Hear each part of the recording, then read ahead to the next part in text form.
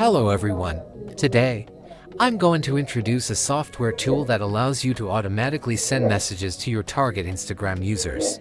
This is the main interface of the software. Each account can be assigned a different proxy, and there is no limit to the number of accounts you can add. First, you need a list of potential customer usernames.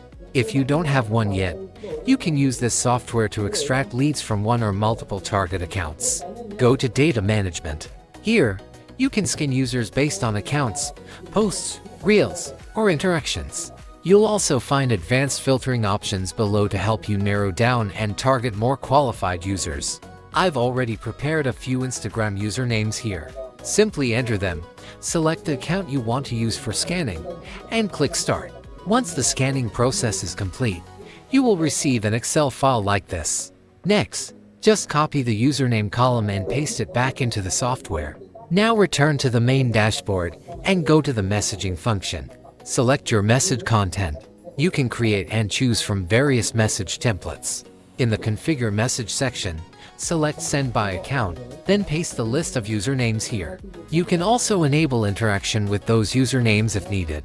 After completing the setup, select the accounts you want to use and click Start. That's it, the software will automatically send messages to your targeted users for you.